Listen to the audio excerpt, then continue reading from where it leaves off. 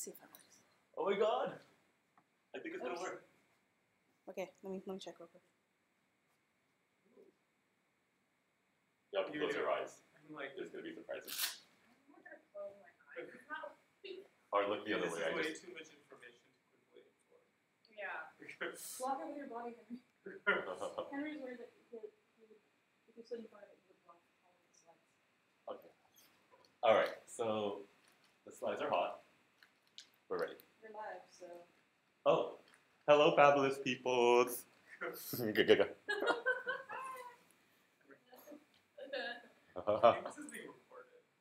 Yeah, but it's not. Oh shit! It's gonna be recorded.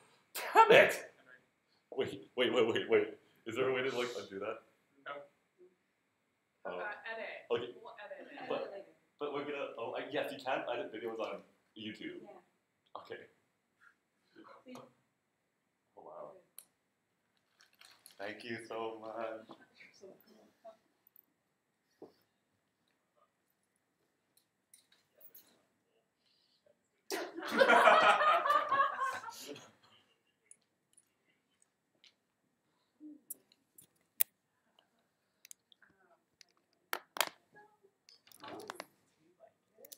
I haven't really used it. Because I have my, like, robust, and I don't know how to. I don't know.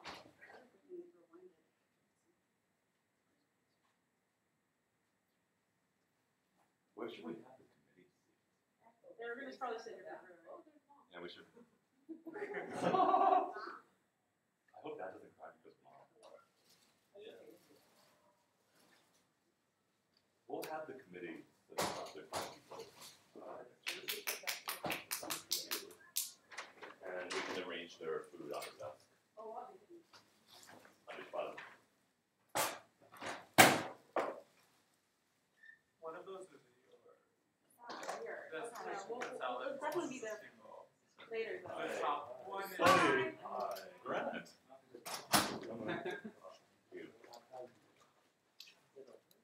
It's done. We have. no. It was just Dazzle. Hi, how's it going? Good. The top one is chicken and then the rest are veggies. Because everybody was like anything. Yeah. You can take whichever one you want. The only person that has specific things is for dumbness. Which we You got. got some food? Yeah, because I'm trying to make everyone. So nice of you. Oh, I know you. We're college friends. What I call you different. Different? Yeah, so different. I never recognize you. Wow. Yeah, thank you.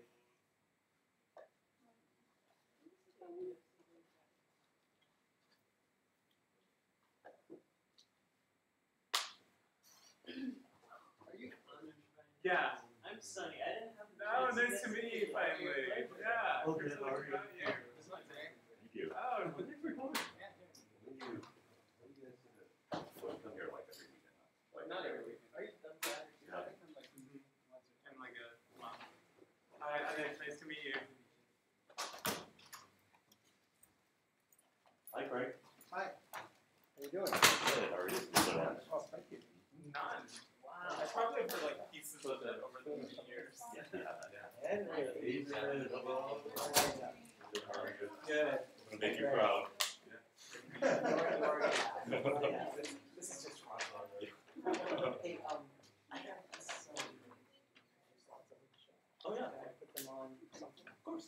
Yeah. Yes. In there? Yes. 14 and a half.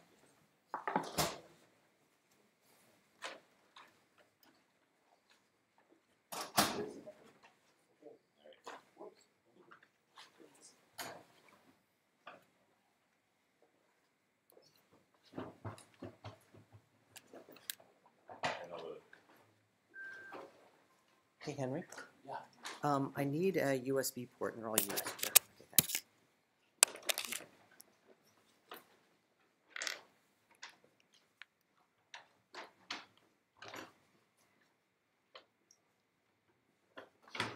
You guys were in SF today?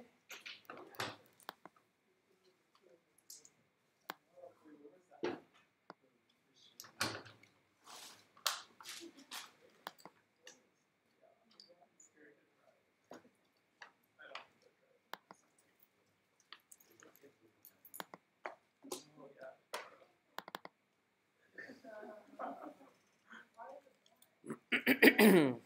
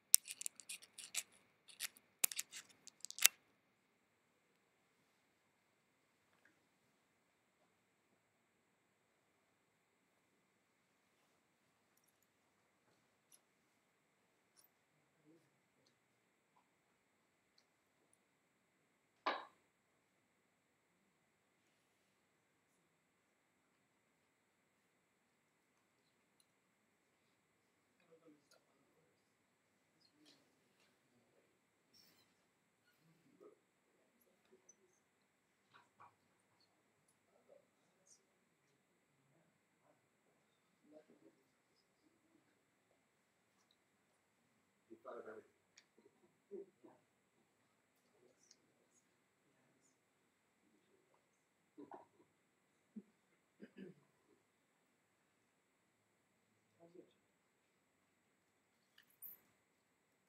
It's kind of been crazy. So, just so, in all ways. Being like, I feel sometimes like I fell over with the Lilliputians and the little strings they throw to capture him. You know that? Yes. I feel like that. Yes. Captured by 1,000. Are they friendly little creatures? It's hard to miss. I'm telling you. At some point, it just starts like, I'm immobilized. Separate my pleasure.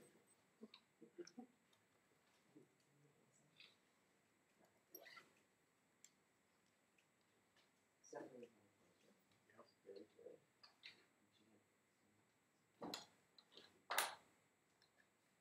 That's good.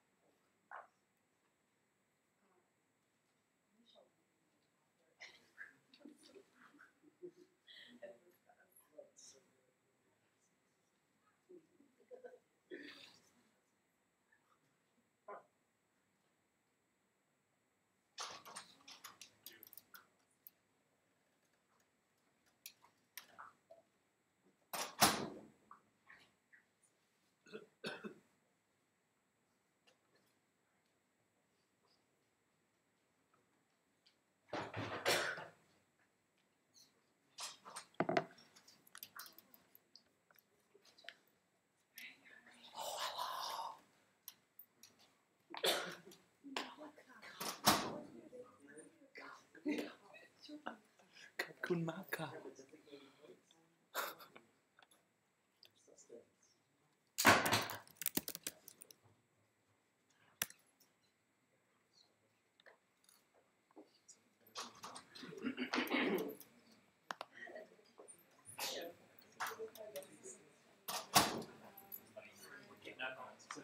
Yeah. I will be less. I'll be 5 minutes, let's say. Perfect. Or less. Okay. How long do you think you'll be? Estimated 40 minutes. I got it under 40 minutes. Okay. Yep. So that leaves. It's okay, I don't want to interrupt. So 10 minutes for questions. Okay. How much time do you need for acknowledgements at the end? Give me 10 minutes. So I thought 10 minutes for 10 minutes for the acknowledgements. Well, that's not going to be 5 plus 40 is 45. I'll cut it down on the Then we acknowledgements. only have 2 for questions. Sorry. I'll do the acknowledgements after the questions. Right. Right. But we want to finish at the end of the hour, so Okay. if we leave 10 minutes for questions, then that will only leave you. Oh no, that will leave you 10. No, 45. It will only leave 5 for acknowledgements. Okay. 5, 40, 45. 10 for questions, that's 55. That only leaves 5. I just want to know when to cut off the questions. Can you cut it off at like 7 minutes? Okay, thanks.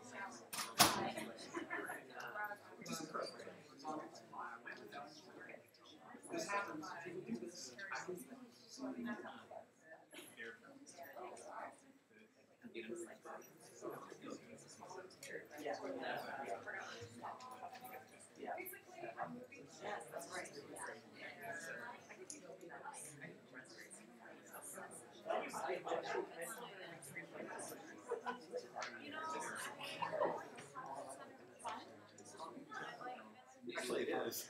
You really have to read it. And where it's absorbed. You gave me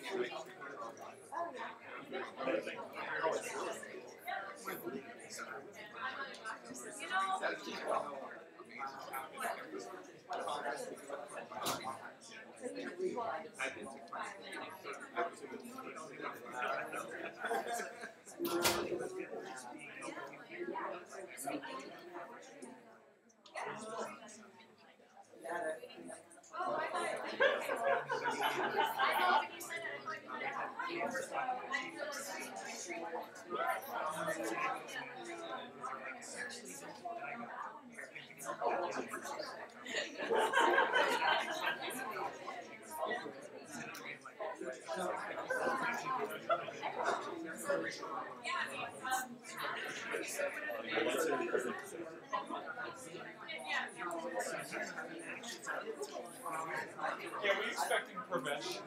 No, he has a lab. He's the mobile. I just saw her. Okay. Yeah, that's why I'm he's walking in the wrong direction.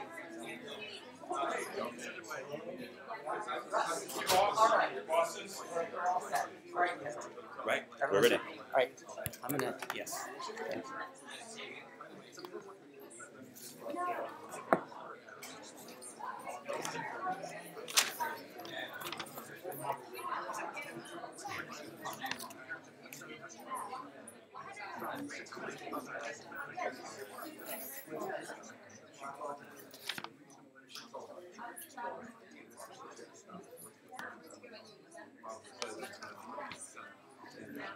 All right. How do we turn off the lights here?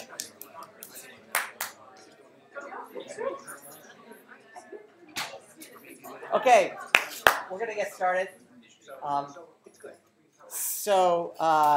So first of all, let me just say that it's a great pleasure and honor to welcome you to the PhD dissertation of Henry Chang, dissertation defense, I should say. And I'm David Relman. For those of you who don't know me, I'm in both the Department of Medicine, Department of Microbiology and Immunology. I've had the great pleasure and honor of being Henry's mentor. So just a few words of background, and I don't want to take up much time because Henry has plenty of things to talk about. Henry received his bachelor's degree from the University of Hawaii, biological engineering.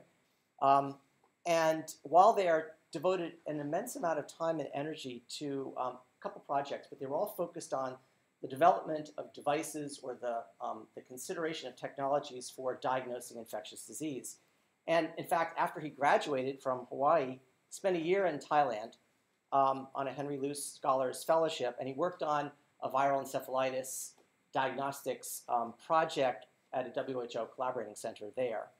And so Henry's really had a long history of interest in the diagnosis of infectious disease, but also in the application of science for public health and clinical medicine. Henry arrived here in 2011, joined my lab the following year, that summer, 2012, and when we first met, Henry talked a lot about his commitment to the translation of whatever science he might do towards the public good, towards the good of people, societal benefit. And in fact, talked about how he wanted to do a coincident master's in public policy early on to help him appreciate how one translates ideas of this sort into the real world. And so that's what Henry did, got a master's degree early on in public policy. And so Henry's project, as you will hear about, is work that seeks to identify both diagnostic and prognostic signatures of infection. This is a big problem that we face as clinicians in recognizing the nature of infections, the specific features that would allow us to make decisions about management, but also in understanding human biology. This was the area in which Henry sought to make some headway. And his approach, you will hear, is a really interesting approach of using complementary methods and perspectives on both the microbe that might be causing the disease and the host that's responding to it in a way that we hope is complementary, maybe even synergistic. There are a couple of things I just want to mention finally about Henry that I have come to appreciate and love. I've learned a lot from him, and one of the things I've learned anew is the importance of what in his case is a really unbridled passion for life. Henry is just an unabashed lover of the world around him and of people and of trying to do good things. And I just mean this in a very profound, basic way. In fact, it shows up apparently early when Henry showed that he was willing to undertake, explorations of space that few people had undertaken before. And all of this is in the quest to understand biology and apply, discovery to important questions. So Henry has been always a tireless, upbeat person, and there's a lot about Henry that reflects where he comes from, and where he comes from is Hawaii, and there's certain sort of principles of life in Hawaii that have a lot to do with, aloha, which is caring for others, as I understand it, but there are also other important principles, one of which is the importance of effectiveness, and the other is, another one of them is the importance of just understanding the world around us. And Henry also, of course, has had a number of important friends that make up who he is. I don't pretend to understand all of this history.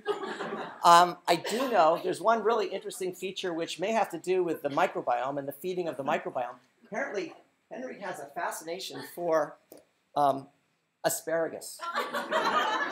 And he actually has spent a lot of time around asparagus, and maybe he'll explain this in subsequent moments when there's a chance. One last thing. Henry lost his mother several years ago. I know this was a really important moment and transition in his life. I know that she would have loved to have been here, and I know we would love to have her here. And so she's, in essence, here with us, and I just want to keep that in mind for everything else you hear. And now, Henry.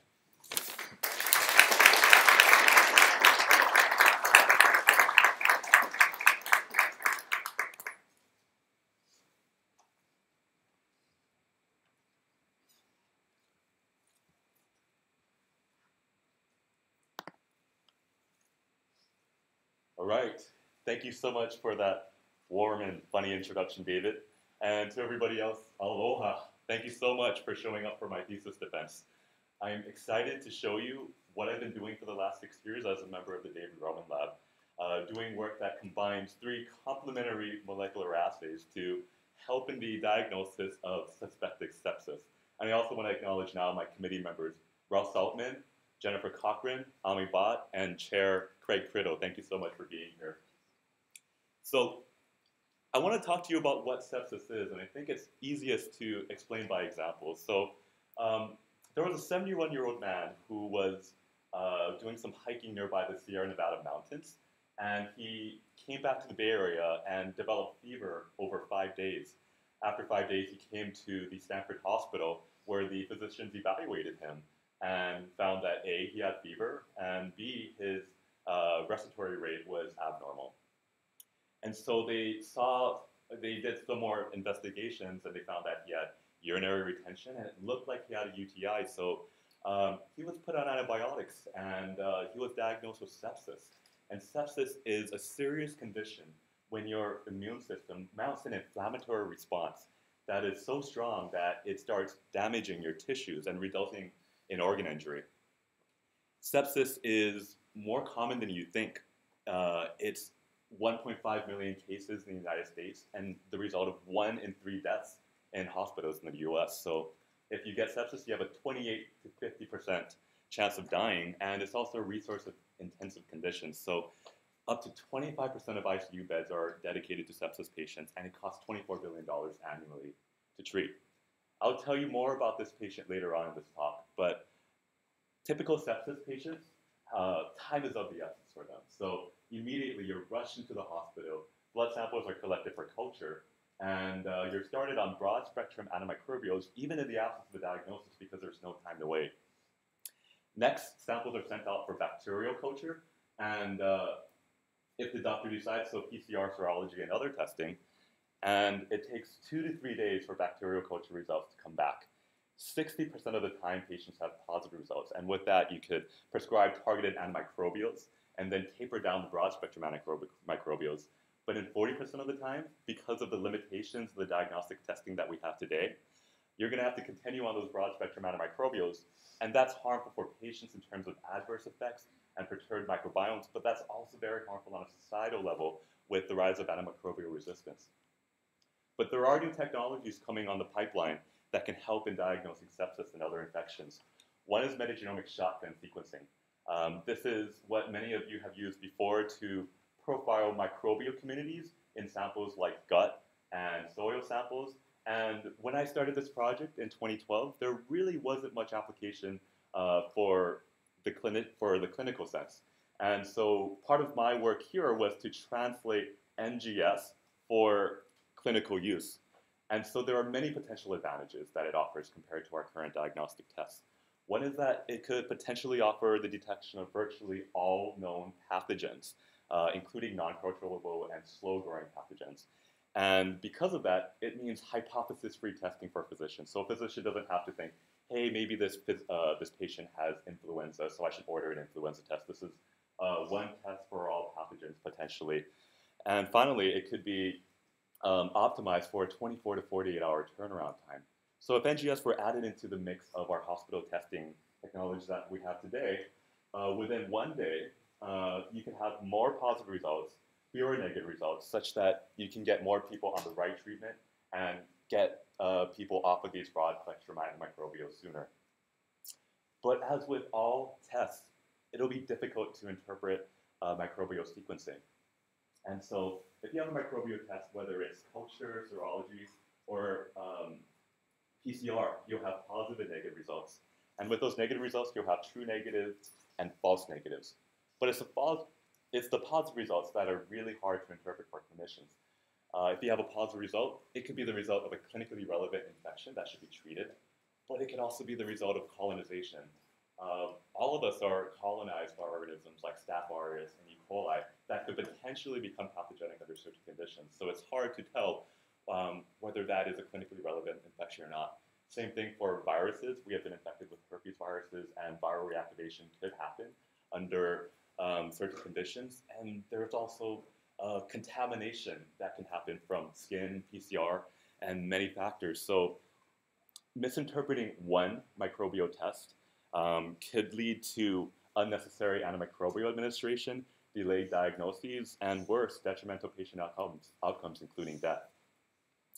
And so our goal was to apply NGS to find the possible microbial causes of sepsis in a cohort of 200 patients. But before we did that, we needed to do our due diligence and look at microbial populations and states of health. And so the motivation behind this is to establish a baseline to help interpret NGS in patients with infection, and really to understand whether there is a blood microbiome or not, because up until now, our blood has been considered in the medical literature as sterile under healthy, normal conditions. Now, this project, this Healthy Blood project, was led by Fiona Strauss, as well as Veda Kotka, and my role here was in the bioinformatic pipeline and building that so that they could use that data and see what's in the blood microbiome. And I also was very involved in the sample collection as well. So we started off by recruiting 10 healthy volunteers. When we were thinking about getting blood samples for them, we were very concerned about skin contamination because when you take a blood sample, that needle goes through your vein, but it also touches your skin. And that skin could have bacteria that wasn't cleaned off by the alcohol. So what we did was we had a false draw negative control where we took a needle, punctured the skin, but didn't hit the vein, took it out, drew water, and used that as a skin biopsy of sorts to have a negative control for skin. We also collected 2 plasma samples from each volunteer, mouth and gut samples, as well as ran negative controls with PBS. We extracted our DNA, sequenced it on the Illumina HiSeq 2500, and we got a depth of 100 million reads for plasma, 20 million reads for gut and mouth, and 1 million reads for false draw negative controls. And 100 million reads is quite deep. That's a lot of sequencing to do for a plasma sample. So again, my work was in establishing a metagenomic sequencing bioinformatics pipeline. And my goal was to taxonomically classify the bacterial DNA in our samples. And the tools available to me were dozens of bioinformatic tools, each with numerous parameters to optimize for. And unfortunately, at the time when I started, almost all of these programs were designed for microbial communities where there was a high abundance of bacteria, like gut samples, like soil samples. We didn't have much information on ultra-low biomass samples where there's so little microbial DNA like plasma. The priorities we specified was that we wanted specificity more than sensitivity. That means we didn't want false negatives. We didn't want false positives. We were okay with false negatives because if there was a false negative, a physician could rely on the other diagnostic tests in the hospital. But if there was a false positive, that could lead a physician down the wrong route. And we also wanted species-level resolution. So the action that I took was to test a number of options, critically analyze data, make deliberate choices, and fine-tune these parameters, and finally code it all into an automated pipeline for our lab to use. And so I'll walk you through some of the choices I had to make. So one is the metagenomic type of sequencing. You could do 16S rRNA gene sequencing, which is sequencing just a small portion of the bacterial genome. It has higher sensitivity and lower cost, but we decided to sacrifice on those so that we can have species-level information with metagenomic shotgun sequencing. If you have 16S, you're lucky if you can get down to the species level. Most of the time, you're going to be getting classifications at the genus and phylum and family levels. With metagenomic shotgun sequencing, we have to choose between assembly-based and read-based analysis. We tried assembly, which is bringing the DNA pieces together into longer fragments so that we could then align those better. And assembly-based sequencing analysis has a lower rate of errors, but we tried it and it didn't work because we had so few microbial reads. So we had to then use read-based analyses, which is taking individual reads and then blasting them. And we then moved on to having to choose the database. I learned the hard way that a microbial database is one of the most important factors for analyzing data. There was the large NT database, which included all the organisms that were uploaded to the NCBI by anybody without checking, but there was also a smaller curated RefSeq database. And we know that there are errors in the NT database. And one error could lead to either a false positive or false negative diagnosis. So we chose the RefSeq database. And finally, there was a large amount of bioinformatic programs that we could choose from. We tested these, and we found out that there would be false positives in all of these programs. And the programs you have here had false positives like Bacillus anthracis or anthrax in healthy human blood. So we decided to go with Kraken, which had the fewest false positive alignments, even though there were still errors there. And for Kraken, there's an alignment threshold that you can tune. By default, it's at the most liberal threshold, and by reading further into Kraken, we decided to make this threshold as conservative as possible. So I was able to take numerous programs to process our reads, classify them with Kraken, and automate a pipeline with Makefile for our lab to use. And downstream, we analyze the data in FileSeq and R. So next, this is a graph of all of our healthy samples and the percentage of non-human DNA that's in them. And what I want to point out with you is that in these samples with the largest amount of microbial percent DNA, they are largely the extraction controls and fall straws, and then it goes down to gut, mouth, and then skin samples, and then at the bottom are the plasma samples. We found that plasma DNA has no more than 1% microbial DNA, so that has a lot of implications for the kind of sensitivity we can get at. And so we took the 1% and then we aligned them to microbial databases, and this is what we found. These are the top 100 organisms in our healthy plasma samples, and we found numerous taxa in our plasma samples. These top organisms included P. acnes, acidoborax, which is an environmental sewage organism, Rhodococcus erythropolis, which was proven in one case study to be the cause of sepsis in a patient, E. coli. We were so excited with this data because we were finally, we thought we were seeing a great microbial community. But unfortunately, science isn't that easy. When we looked into our negative controls, we found that virtually every single one of these top 100 organisms were present in the false straws and negative controls. So we couldn't conclude that blood is sterile, but what we could conclude is that using our methods, the bacterial species in plasma DNA does not have signal that exceeds the noise of contamination. And so we had to take a different approach to find healthy microbes in healthy human blood. And so David looked to our ancestors and how they had mucosal disturbances on a daily basis. We have abrasions every now and then, but back then we used to get them on a daily basis, and we used to eat foods that had bones and would get cuts in our mouth. Today, we do get abrasions on a daily basis, or at least most of us do, and that's with flossing.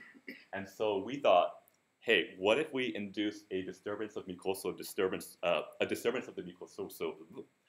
surfaces with a normal aspect of daily life, so that we can increase that signal of healthy human microbes above the noise of contamination. And that's what we did. And we also did this because we wanted to contribute to the clinical understanding of bacterial translocation. And so for our methods, we recruited an additional 10 healthy volunteers. We collected mouth samples, we inserted an indwelling catheter, we collected baseline samples at -30, -15, -5 minutes, and then we asked our volunteers to floss for 30 seconds and then took plasma samples from 30 seconds onwards to 15 minutes afterwards. We extracted and sequenced, and before I move on to what we found, I want to talk about what we have to consider when subtracting microbial DNA contaminants. So imagine you have a patient plasma DNA sample, and it's a metagenomic microbial community of sorts, most of the reads being from human, but having many bacterial species as well. And let's say we're interested in E. coli for this sample. How do we know what proportion of E. coli comes from contamination and what proportion of E. coli is actually real? We can rely on the negative controls we run, and we do see E. coli in the negative controls, and maybe we can make some inferences, but it's a very complex issue, and we wanted to do this right in the most statistically sound way possible. So we turned to the experts. We went to the Susan Holmes lab, who are experts in microbial sequencing statistical analysis, and Pratibha Jagannathan, who's here in our audience, built an amazing model that could use gamma Poisson mixture models to reduce contamination and tell us what portion of E. coli is real and what portion of E. coli is contamination. This is what the results of our algorithm look like for a patient plasma sample that was called E. coli positive from our algorithm. This is kind of complex, but bear with me. On the y-axis, we have probability. On the x-axis, we have the number of E. coli reads. And think of this as a probability density function back in college statistics. What this says is that for real reads, the algorithm estimates a 95% probability that the number of real reads will lie between 342 and 425. And they similarly estimate the 95% probability for the number of contaminant reads as well. And so this was called positive, but this is what it looks like for a patient plasma sample that was negative for E. coli. And so we took this algorithm and we applied it to our data, and this is what we found. 5 out of our 10 healthy human subjects were found to have a spike in microbial organisms that were specific to the mouth. And this is what the data looks like. So on the x-axis are the time points, blood samples where we have sequenced before and after flossing from negative 30 minutes up to the red line, which is when the flossing happened, 30 seconds afterwards up to 15 minutes. Apologize for the gray, the lighter bars not being able to be seen on this PowerPoint, but these are the microbial taxa that we found that were also part of the expanded human oral microbiome database. So with that, what we could conclude is that we have such a low abundance of microbial DNA in healthy human blood. Signal does not exceed the noise, but by inducing a mucosal disturbance using a normal aspect of healthy life, we were able to find microbial sequences that are credible. And so we've done our due diligence for looking at microbial populations and states of health. And now we can look at possible microbial causes of sepsis with NGS. So I started a large collaborative study, and this was the main bulk of my thesis. And what I did was integrate 3 complementary methods alongside clinical judgment for 200 patients with suspicion of sepsis in the Stanford Hospital Emergency Department. So we started off with microbial sequencing using the plasma NGS that we developed in the Rowan lab with the help of the Holmes lab. And then we also integrated plasma viral capture sequencing, or VIR-CAPSeq.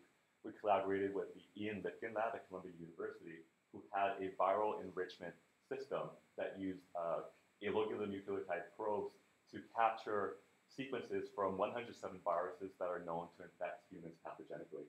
This includes DNA and RNA viruses and has 100 to 1,000-fold enrichment over current viral sequencing technologies. We also incorporated host response profiling. Now, host response profiling, you can think of it as not looking into finding microbes, but looking into how your immune system is responding to infection. And our white blood cells are smarter than we think. We could, when they're attacked with a virus, they mount a very different response than when they're attacked with bacteria. And so you can profile that using microarrays, looking at the host transcriptional response, or the amount of RNA in blood samples for specific genes. And so this original idea of host response was developed with David Rowman and Pat Brown, who was the original inventor of the microarray in 2002. Since then, numerous researchers have taken on this technique, including the Pravesh Khatri lab. We reached out to them because they had an assay with 18 genes that could detect, that could predict whether a patient was bacterial infected, viral infected, or not infected at all. And so they did this with a meta-analysis of 200 patient microarray data sets from 20 studies. And we have these 3 assays, but we wanted to take this one step further by understanding the clinical relevance of the patients and the test results. So we reached out to Stanford ID physicians, and they've conducted a physician chart review for us so that we could determine the infectious status of patients with just medical charts. And then we had them redo that infection status classification with microbial sequencing results. And then we added in host response results and see how that changed their diagnostic classifications. Each technology has its strengths and weaknesses.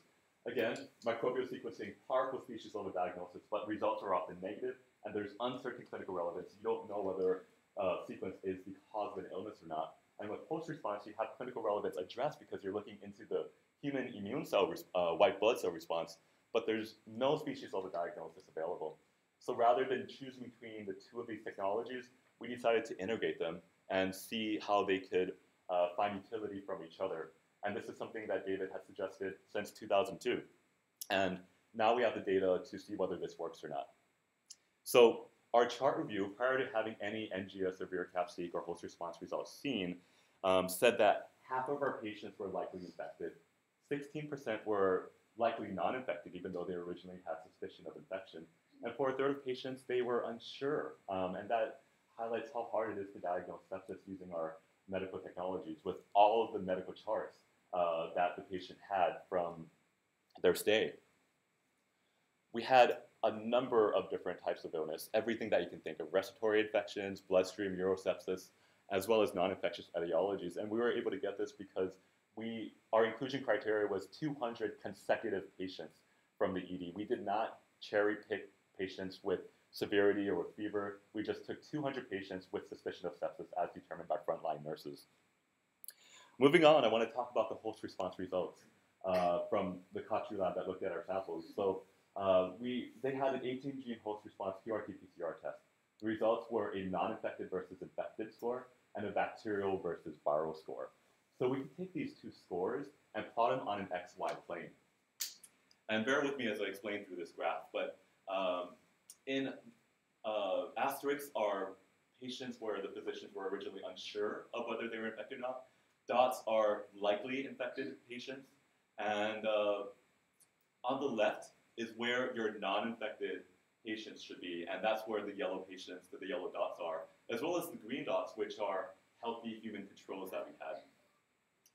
On the bottom right should be where the bacterial patients are, and that's where the blue bacterial dots are, as well as the black dots, which were patients who were uninfected but did not know what type of infection that they had. And on the upper right corner should be where the viral patients are in red. And we only had 8 viral patients in this study, so that's why you see some viral patients here. We didn't have a large enough sample size because we did not recruit during flu season. But one more thing that I want to show you is that in purple are the bacterial viral co-infections, and they just actually are near the border. So moving on to looking at how host response performs against the physician chart review. We subsetted out the 88 patients that were likely non-infected, likely bacterial, and likely viral, and we compared them to host response results. In green are the concordant patients, and we have a high sensitivity for bacterial infections, but there is error, especially the physician chart review patients that were non-infected. A lot of them were turning up as infected with the bacteria or viruses, and that threw us off for a bit, but we remembered that the physician chart reviews themselves were not the best gold standards. The physicians were limited by what tests were ordered and what was documented in those medical charts. So there could have been error in the physician chart reviews as well. Next, moving on to our NGS results. With plasma NGS, we found, when we compared that to blood culture bacterial samples from hospital, we confirmed 16 out of those 28 patients. So you'll see that we're getting a lot of false negatives, and we have explanations for that. One is that there was heavy E. coli and Pseudomonas aeruginosa contamination in our extraction reagents, and that made the signal, that threw out the signal to noise ratio. And that accounted for 6 out of 12 of our negative results. A second potential explanation could be database errors. We use the Rev security database, but there could still be errors in that cause false negatives. And third is low depth. We sequenced these patients to only 10 to 40 million reads because we sacrificed on depth so that we can have enough money to sequence 200 patient samples. But we were interested in whether depth played a part in this or not. So we took 6 patient samples where we missed the bacterial culture results. We resequenced them to a much higher depth, and we found those bacterial organisms in 5 of 6 of those patients. So depth could be a big factor in our sensitivity. But we do have opportunity even with the limitation of sensitivity. 19 patients were found with NGS organisms that were not identified by these hospital tests. And so I want to now move forward into a series of 3 cases that can illustrate to you the utility of our molecular assays. The first is a patient who was a 71-year-old B-cell lymphoma patient who came in with fever after getting chemotherapy. All the hospital microbial tests were negative, but this patient had presumed pneumonia from the ED docs because of their CT scan findings. So when the physician chart reviewer looked at this, they said probably yes to bacterial and probably no to viral. Upon seeing the NGS and VIR-TAP-seq results, we found human herpes virus 6 in this patient. And the physician had a hard time classifying this patient because HHV6 could be either a viral reactivation or it could be a real cause of fever if you have a primary infection. And so the physician classified this patient as probably yes to HHV6 for its clinical relevance, and said that they probably had a bacterial viral co-infection. But when host response results were added, this is where the physician saw that the patient was more likely to be bacterial according to this test. And so at this point, the physician realized hey, maybe this patient does not have a real HHV6 infection and probably has a viral reactivation. And they were able to better interpret this HHV6 result. Next is a patient that had fever, chills, and diarrhea upon returning from Sri Lanka. Their travel companions had dengue infection, but the dengue tests in the hospitals were negative alongside the malaria tests as well as the bacterial culture results.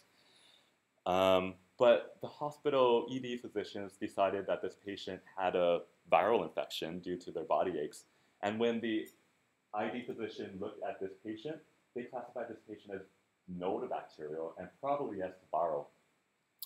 But upon adding NGS and virocapsid, that's where we found leptospira interrogans, which is a waterborne illness present in South Asia. And the physician was surprised and classified this as clinically relevant yes. So this patient went from no bacteria to yes bacteria. And host response did confirm these results. But I want to remind you that even though we put host response as third in our chart review order, it would actually come first in the clinic because it has a 30-minute to 1-hour turnaround time. So host response could have provided early information to physicians to make the right choices in terms of treatment. For this patient, no antibiotics were prescribed, and the physicians were pretty sure in the ED that they had a viral infection. They went home with instructions to rest. They had a lot of diarrhea, were very uncomfortable, but they thankfully recovered from this infection.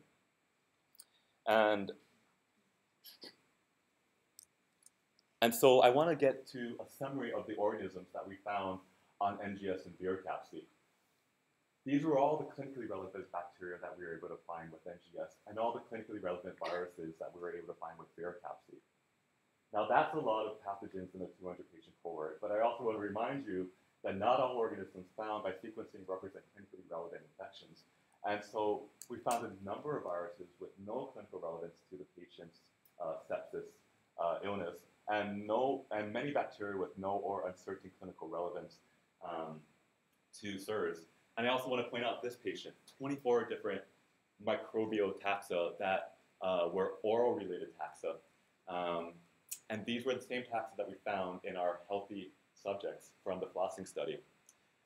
When we looked at the medical records, this patient also had a history of gingivitis. Moving on into our assay results, when we look at all our 200 patients from phase 1, phase 2 to phase 3 and see whether the physicians thought they were infected or not, we can see this for the bacterial question as well as viral question. We found that NGS and virocapsid caused a diagnostic classification change in 13% of our 200 patients. And host response made changes in 62 of the 99 patients that we had host response results for. I'm not saying that the final phase 3 results are the correct classification for these patients. We don't know what these patients really have, but we have so many stories that we found where these results point to clinically meaningful infections. And so I hope that I've been able to share with you today how microbial sequencing can provide a powerful species level diagnosis to help supplement host response results, how host response results can help interpret vague NGS findings. Both of these technologies are being rapidly commercialized today and will be hitting the clinic soon. And when they do, we really hope that physicians will begin incorporating these two types of results and integrating them into their decision making, but also using the cautious clinical judgment with the utmost regard for antimicrobial stewardship. So much work needs to be done before these tests can reach the clinic. For NGS, we need to improve our performance with curated database, sequence enrichment, and much faster turnaround times beyond the 2 days that we have. And for host response, this is just the beginning.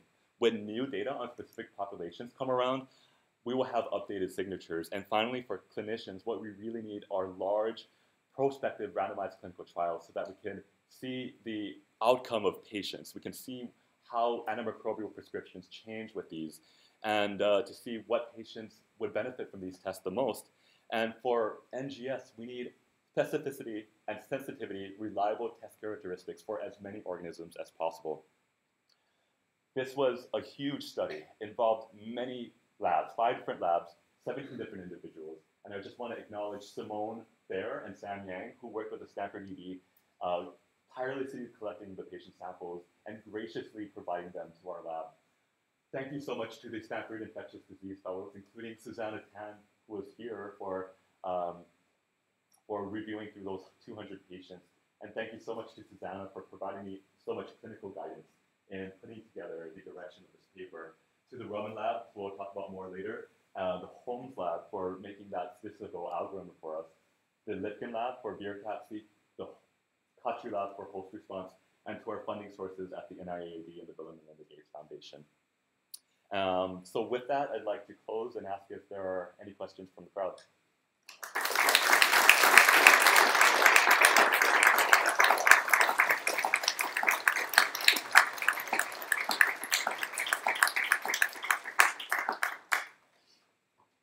About 10 minutes, so. Yeah. So you showed that in some of your samples there were more reads for certain bacteria than Uh-huh. others. Is that like proportional to the abundance of bacteria? Yes, it is. So do you have like, so each read represents like one bacteria? Oh, Or? no. Each read represents a 300 base pair piece of DNA from that bacteria. And it does not represent necessarily the relative abundance because every bacterial genome is different in size. And you could do some normalization to get there by looking at genome size. What we were looking at were just bacterial sequences themselves. Sure. So you keep mentioning that you are optimizing for specificity. Mhm. And that's, if I'm interpreting correctly, that's because you have the existing methods are good with false negatives, like they're sensitive. So would this always be relevant in like a cohort with other existing tests, or like in terms of relevance? Yeah, okay, so let me explain that better while we show specificity over sensitivity. That wasn't really exactly our line of thinking. What we were thinking was, we're going to tell our physicians outright, this test is not super sensitive, it will miss many pathogens. But whatever we do find, we're pretty sure about it. And the reason, so if they know that it's not that sensitive, if they see a negative result, they will pretend that they didn't have that test at all. They're not going to rely on the negative predictive value of it. And we do this because there's already numerous tests in the hospital that they can rely upon. And we don't want to be causing too much harm to the patients. So you talk about the host response and the 18 genes Mhm. that are sequenced using qPCR. QRT-PCR, it was not sequenced. It was just 18 genes with a QRT-PCR test for each of those genes. Do you think adding more genes to the mix might give you a better sense of the host response? Yeah. This was done using microarray data sets. Pravesh Khatri and Tim Sweeney are there. They actually developed this test, and I encourage you to talk to them later. But they looked at all 36,000 genes from microarray data sets, and they whittled it down to 18 that were necessary for this level of sensitivity and specificity. It would be helpful to have a smaller amount of genes so that the test is more optimal. You don't have to have such a large number of genes. And they found that this got them the performance that they needed. Yes? When you were looking at the other microbial tests that you were that the physicians were taking into consideration, were you looking at also at like procalcitonin and CRP? I would just be curious to see like how those related, or was that kind of what the infectious disease physicians were using in that context? Yeah, so that's a great question. That's something that we did not look into in our chart review, but if the patients had those tests in the hospital, the physicians were using them in their decision-making in that chart review because the physicians were looking at the entire patient's chart from any time point. Yeah. I have kind of like a naive question because, like, I don't know how infection works. If you assume that there's no bacteria in the blood, but then you see you can detect bacteria and you know it's pregnant because of sepsis and things like that, like how does the bacteria get destroyed? Because the white blood cell is in the blood, and then but if you're assuming that there's no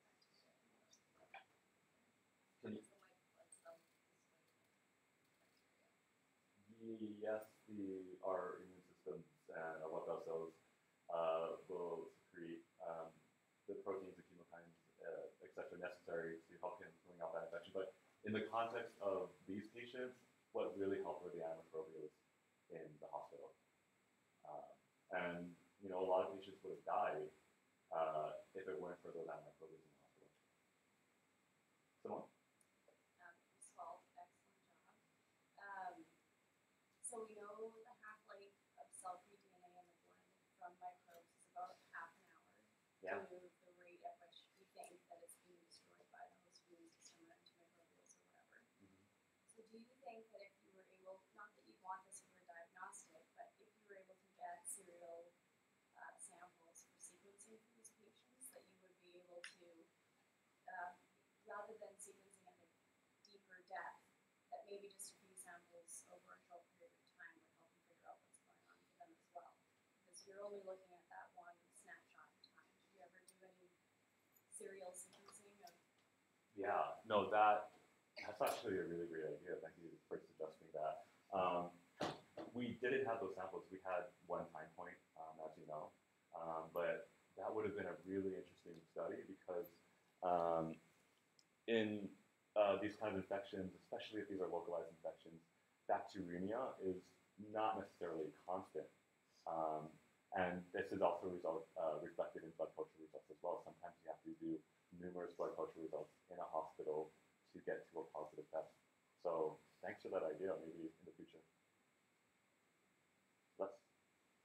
Henry, as you look forward with sort of prospects for NGS sequencing making its way to the clinic, do you have any sense or intuition whether, given that the NGS sequencing has some challenges in identifying organisms, whether a general test, for example, the 16S PCR that tends to be universal, versus a series of specific tests might be a better path forward? If you had a set of PCR tests that were more organism specific, is that a productive line? Yeah, you're thinking about multiplex PCRs for I'm just curious. the top. Yeah, so this is actually being done. So they are creating multiplex PCR panels for sepsis in blood samples. It's called Septifast. It's on the market already. But when I talk to infectious disease physicians, for some reason they're not adopting it yet. And I asked why, and they weren't really sure. But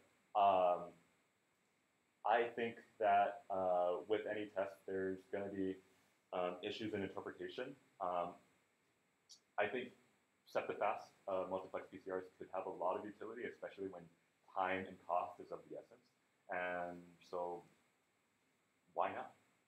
I think it would be a great idea, but we have to talk to the physicians to see more about what they think. Yeah. So in the construction of an ideal reference database, what needs to go into that in order to more Yeah.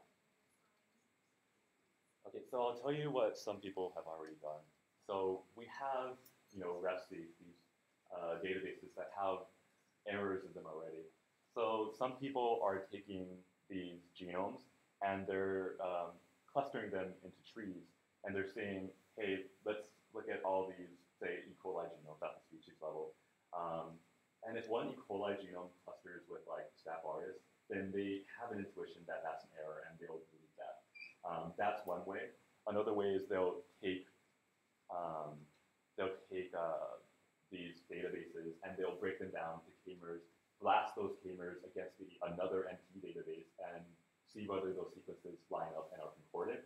I don't think that's a great approach because people have been relying on the NT database to blast against and using that as a gold standard, even though we know that NT databases have a lot of error in it.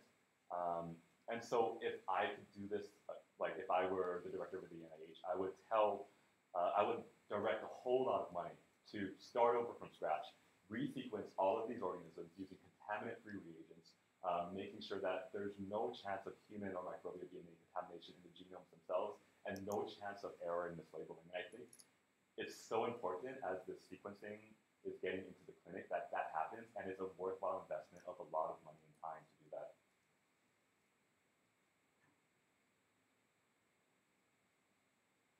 All right, any other questions? Thanks again, Henry.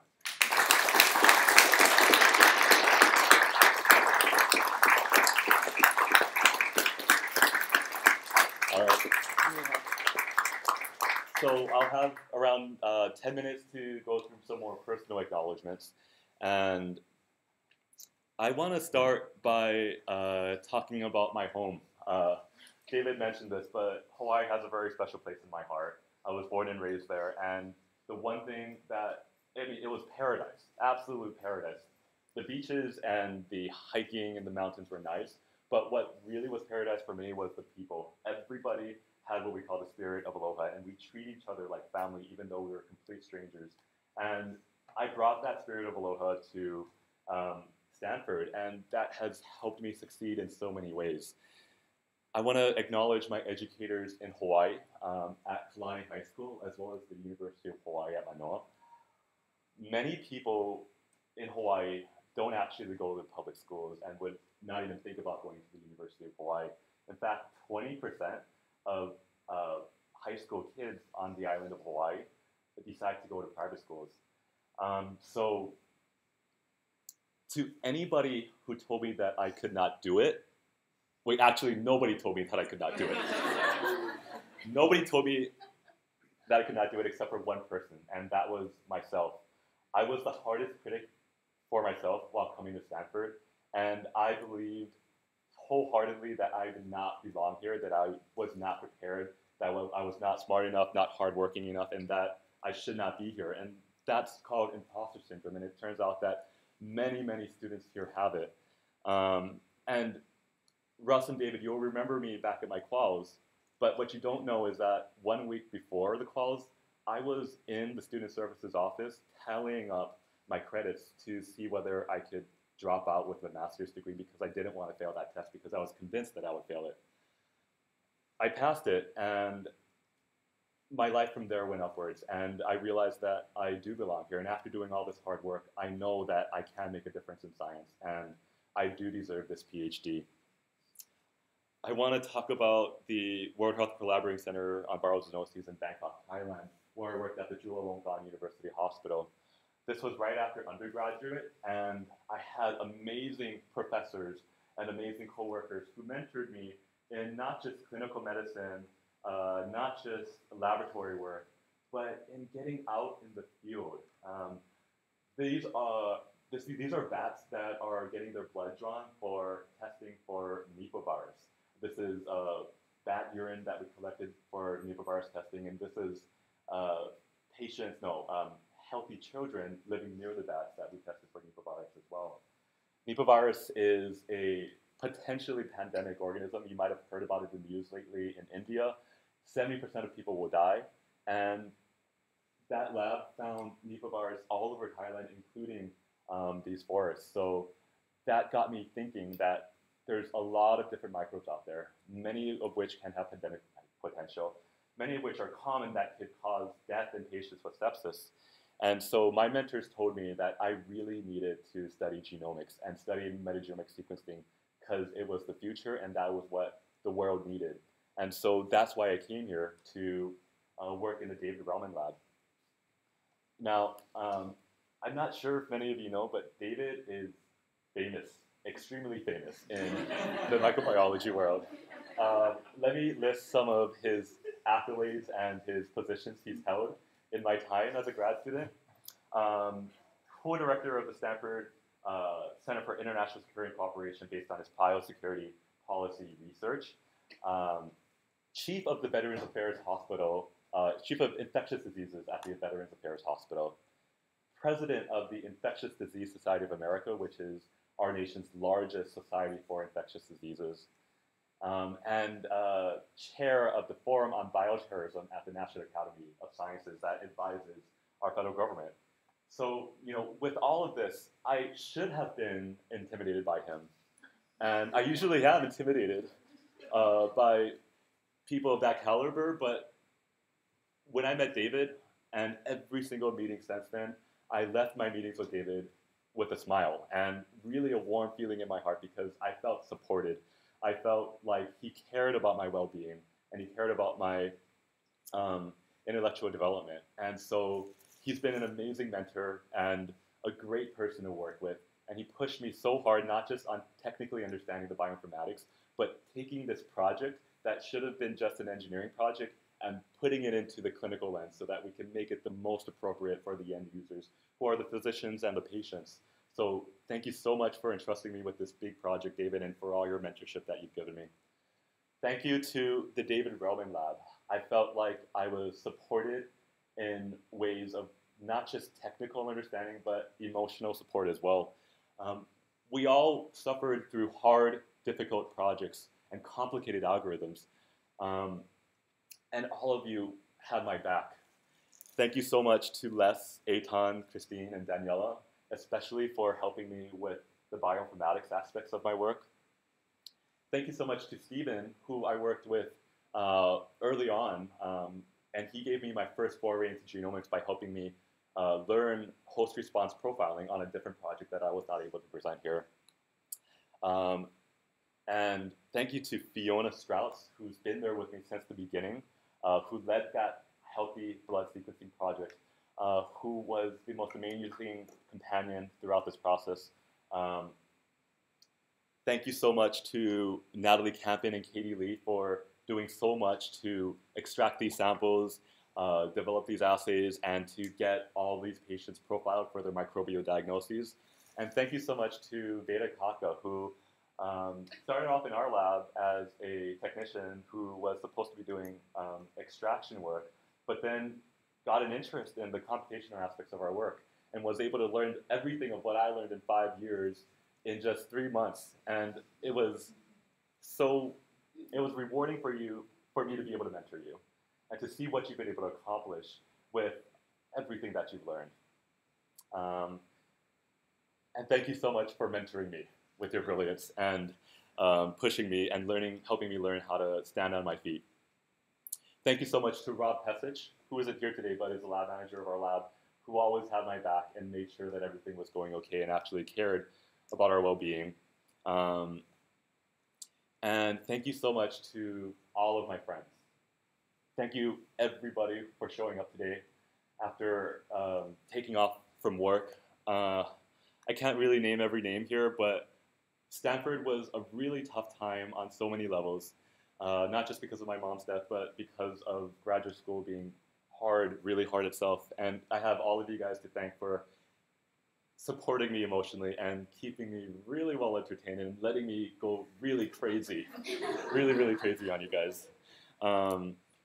And thank you to my life partner, Anuj Agarwal. We met 3.5 years ago during the darkest time of my life when my mom passed away. And he supported me so well and taking care of me so well, even when he was barely able to take care of himself because he was, when he was doing his residency in anesthesia here.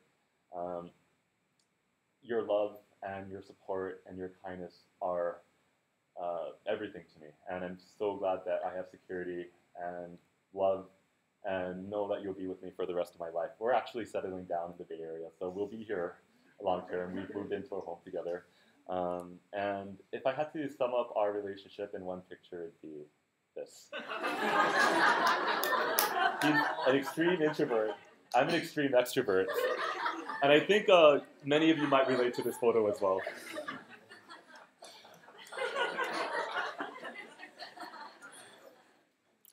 Thank you so much to my family.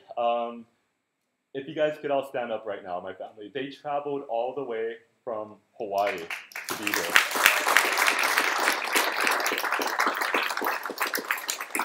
Thank you, Jimmy, for being such a great brother, and for inviting me into Has, his wife's family in Orange County, where I could feel like I had a second Vietnamese family home. This is Gina's family with Alan and my niece Amy. And thank you so much, Gina, for really becoming such a close, fabulous BFF in my life. We actually, for fun, started an LLC and we called it Fab BFFs because we couldn't think of another name. But she actually wrote me cards every month, just helping me stay in grad school and helping me feel loved. So thank you, Gina, for all that support. And thank you to my parents. My father, he was a Vietnam War veteran. He fought for the Southern Vietnam Navy as a lieutenant, and he came to Hawaii. He was able to escape Saigon just a few days before Saigon fell, and he was luckily able to escape the concentration camps he would have otherwise been put in. And he came to Hawaii in his late 20s, and he pursued a degree in mathematics at the University of Hawaii while having to raise my brother, while having very little money, where he had to work odd jobs, and while he barely understood any English. And he made it through that degree, and he inspired all of us children to pursue STEM degrees. I'm getting my PhD in bioengineering. My sister Gina is an electrical engineer, and my brother Jimmy is a chemist working for the Navy. So it was my dad who inspired me into STEM, and my dad who gave me so much fun, youth, and passion and crazy in my life. If you guys are wondering where my crazy comes from, you guys should talk to my dad. He's super funny. I know he doesn't really smile in pictures, but he will make you laugh. And thank you so much to my mom. And she's not here today because 3.5 years ago, I got a phone call from my sister that she was diagnosed with cancer and had an estimated 9 months to live. So I flew home because I wanted to be with her, and I want to thank David for letting me take off that time and supporting me, not knowing how long it would have been for me to come back. One of the most rewarding things I've had to do is, the proudest moment of my life was taking care of my mom in her last days. Much more, I couldn't be prouder of myself for any other accomplishment besides that, not even my PhD.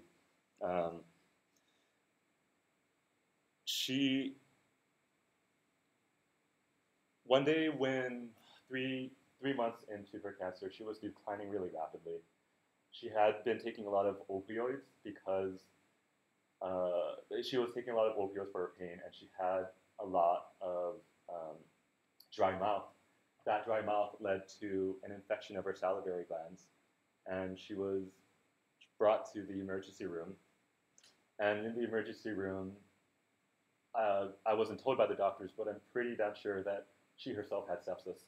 She was pumped with a whole lot of IV fluids to maintain her blood pressure, and she was given IV antibiotics, probably broad spectrum, and she came out of that, came home from the hospital and was put into hospice. And because she was pumped with a lot of IV fluids, her stomach had a lot of fluid that was stuck in there, and so she couldn't drink any water. And because she had those antibiotics, she had a lot of gastrointestinal issues, and that was the reason why she passed away much sooner than she should have. It was sepsis, right when I was doing research on sepsis itself. And so, Mom, I hope you know that I'm getting this PhD, and I'm going to be able to help more patients who have to go through what you had to go through. And thank you so much for showering me with love and caring for me throughout my life. And I dedicate this PhD to you. Thank you, President.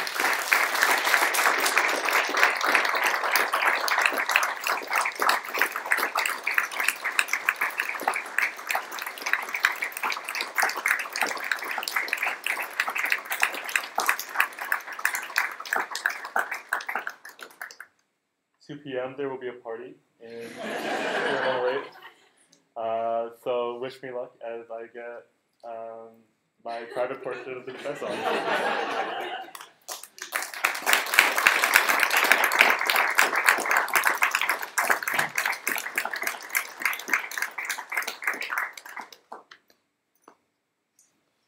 Thank you all for coming. I think the committee will stay here. So with any small bit of luck, you will see Henry soon with his usual smile back on. Thanks.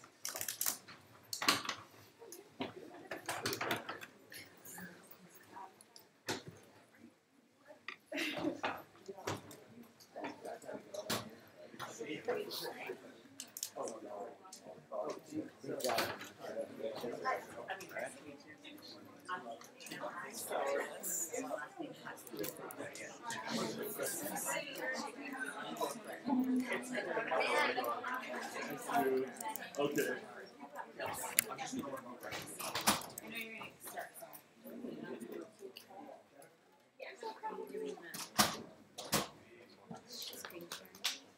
Streaming, yeah.